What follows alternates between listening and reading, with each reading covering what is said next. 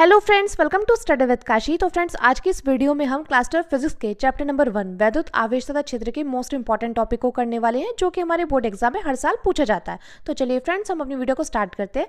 देखिए, आज की वीडियो में हमारा टॉपिक है वैद्युत फ्लक्स की परिभाषा, मात्रक और विमा बताएं। तो देखिए फ्रेंड्स, मोस्ट इंपॉर्टेंट टॉपिक है जो कि हर साल पूछे जाता है। सबसे पहले हम बात करते हैं वैद्युत फ्लक्स की परिभाषा की। तो देखिए, बात करते हैं वैद्युत फ्लक्स की परिभाषा। तो वैद्युत क्षेत्र में स्थित किसी काल्पनिक पृष्ठ के विलंबवत गुजरने वाली वैद्युत बल रेखाओं की संख्या को वैद्युत फ्लक्स कहते हैं। इसे फाई से दर्शाते हैं। तो वैद्युत फ्लक्स क्या होता है? वैद्युत क्षेत्र में स्थित किसी काल्पनिक पृष्ठ के विलंबवत गुजरने वाली वैद्युत बल रेखाओं की संख्या को वैद्युत फ्लक्स कहते हैं और इसको हम फाई से दर्शाते हैं। अब देखिए फ्रेंड्स, यहाँ पर देखिए, यहाँ पर ये क्या है? ये एक काल्पनिक पृष्ठ है। अब यहाँ पर देखिए, ये वैद्युत बल रेखाएं हैं। ठीक है फ्रेंड्स, तो देखिए इस प्रकार आप एग्जाम में डायग्राम बनाकर के आइएगा। ठीक है, अब देखिए बात करते हैं वैद्युत फ्लक्स को किससे दर्शाते हैं। तो बात करें वैद्युत फ्लक्स की, तो फाई से दर्शाते हैं। तो फाई बराबर क्या हो जाएगा? फाई ई बराबर हो जाएगा यहाँ पर समाकलन ए। अब देखिए यहाँ पर है समाकलन ए, तो ये किसके लिए होता है? ये होता है संपूर्ण के लिए। ठीक है फ्रेंड्स, अब देखिए हो जाएगा vector E into vector D A. और यहाँ पर डी ए क्या है? डी ए छोटे से भाग का क्षेत्रफल है। डी ए क्या है यहाँ पर? डी ए यहाँ पर छोटे से भाग का क्षेत्रफल होता है। ठीक है फ्रेंड्स, मैं उम्मीद करती हूँ आपको इतना अच्छे समझ में आ गया होगा। सबसे पहले हमने जाना है कि वैद्युत फ्लक्स की परिभाषा क्या होती है। तो वैद्युत फ्लक्स की परिभाषा की बात करें तो होती है वैद्युत क्षेत्र में स्थित किसी काल्पनिक पृष्ठ के विलंबवत गुजरने वाली वैद्युत बल रेखाओं की संख्या को वैद्युत फ्लक्स कहते हैं। इसे फाई से दर्शाते हैं।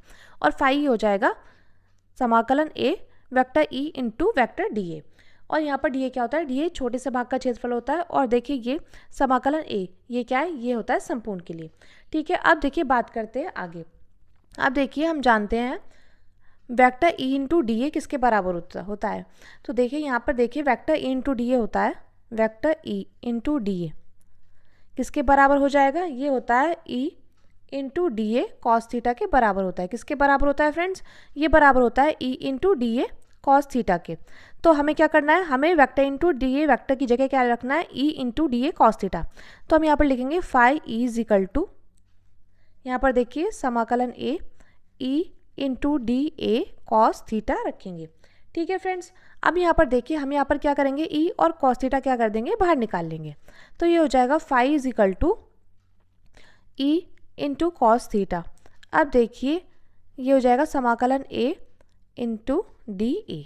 ठीक है फ्रेंड्स, तो देखिए ये क्या हो जाएगा? अब देखिए समाकलन डी ए, ये देखिए सूत्र है समाकलन डी ए किसके बराबर हो जाएगा? तो ये बराबर हो जाएगा ए के। ठीक है फ्रेंड्स, तो हम यहाँ पर क्या करेंगे? हम यहाँ पर कर देंगे phi is equal to vector E into cos theta into A. तो फाई ई बराबर क्या हो जाएगा? फाई ई बराबर हो जाएगा ई ए कॉस थीटा की। किसके बराबर हो जाएगा फ्रेंड्स? तो फाई ई बराबर हो जाएगा ई ए कॉस थीटा की। तो फ्रेंड्स, ये था हमारा वैद्युत फ्लक्स का सूत्र निकल करके आ गया। ठीक है फ्रेंड्स, अब देखिए अगर यहाँ पर थीटा बराबर 0 हो जाए, थीटा बराबर 0 डिग्री हो जाए, तो फाई बराबर क्या हो जाएगा? तो फाई बराबर हो जाएगा ई इंटू ए, क्योंकि कोस 0 डिग्री की वैल्यू क्या होती है? 1 होती है। ठीक है फ्रेंड्स, आपको ये बात ध्यान रखनी है। अब देखिए आगे बात करते हैं मात्रक की। तो वैद्युत फ्लक्स का मात्रक क्या होता है? और देखिए फ्रेंड्स, इसका मात्रक बहुत ज़्यादा इंपॉर्टेंट है, क्योंकि कई बार बहुविकल्पीय उत्तर प्रश्न में पूछा गया है और कई बार हमसे डायरेक्टली 1 नंबर के क्वेश्चन में पूछा गया है। तो बात करें वैद्युत फ्लक्स के मात्रक की, तो इसका मात्रक हम क्या करेंगे? इसका मात्रक निकालेंगे हम सूत्र की सहायता से। ठीक है, तो क्यों देखिए सूत्र क्या है? Phi E is equal to E into A. तो ई की बात करें, ई क्या है? वैद्युत क्षेत्र। और वैद्युत क्षेत्र हम जानते हैं, वैद्युत क्षेत्र का जो मात्रक होता है वो होता है न्यूटन प्रति कूलाम। न्यूटन प्रति कूलाम होता है वैद्युत क्षेत्र का मात्रक। ठीक है फ्रेंड्स, इतनी बात तो हम जानते हैं। अब ए किसके बराबर होता है? ए है यहाँ पर, ए का होता है मीटर का स्क्वायर, क्योंकि क्षेत्रफल है तो इसका हो जाएगा मीटर स्क्वायर। ठीक है, तो देखिए बात करें मात्रक की, वैद्युत फ्लक्स का मात्रक क्या बनकर के आया है?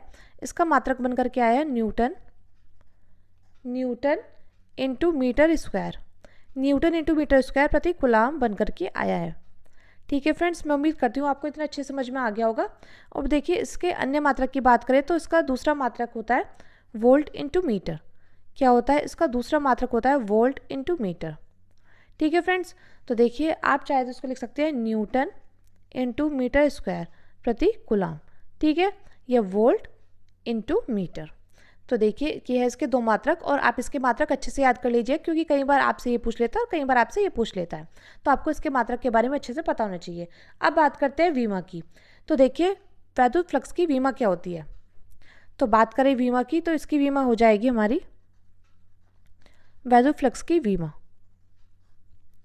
तो देखिए इसकी विमा हो जाएगी, देखिए हम जानते हैं फाई बराबर होता है ई इंटू ए। अब देखिए वैद्युत क्षेत्र की विमा क्या होती है, तो फाई ई बराबर क्या होता है, ई इंटू ए।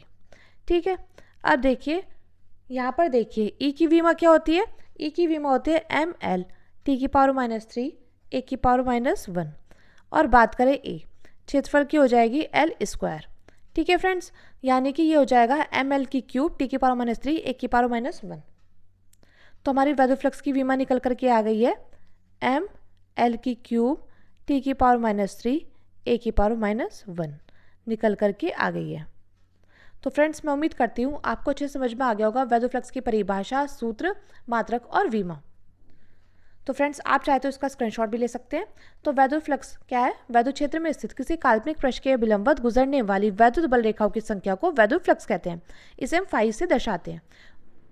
और फाई की बात करें, फाई हो जाएगा समाकलन A E into D A, समाकलन A vector E into D A vector. अब हम जानते हैं vector E into D A vector किसके बराबर होता है, E into D A cos theta के।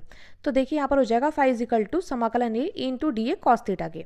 ठीक है फ्रेंड्स, अब देखिए यहाँ पर ई और कॉस थीटा क्या हो जाएगा, बाहर निकल ही आएगा, लेकिन यहाँ पर बचेगा समाकलन ए डी ए। तो ये किसके बराबर हो जाएगा, ये होता है ए के बराबर। तो यहाँ पर हो जाएगा phi is equal to into cos theta A. तो फाई ई बराबर हो जाएगा ई ए कॉस थीटा के।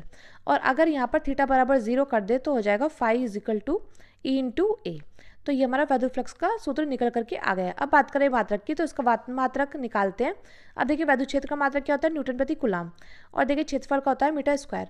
तो बात करें इसके मात्रक की, मात्रक हो जाएगा न्यूटन टू मीटर स्क्वायर प्रति कूलाम, ये वोल्ट इंटू मीटर। अब बात करते हैं विमा की, तो विमा भी हमने सूत्र की सहायता से निकालती है, phi is equal to into A. अब देखिए वैद्युत क्षेत्र की विमा होती है एम एल टी की पावर -3 ए की पावर -1। और देखिए क्षेत्रफल के होते हैं एल स्क्वायर। तो देखिए ये हो जाएगा एम एल की पावर 3 टी की पावर -3 ए की पावर -1। तो फ्रेंड्स आज की वीडियो में बस इतना ही, मिलते हैं नेक्स्ट वीडियो में। Thank you, thanks for watching.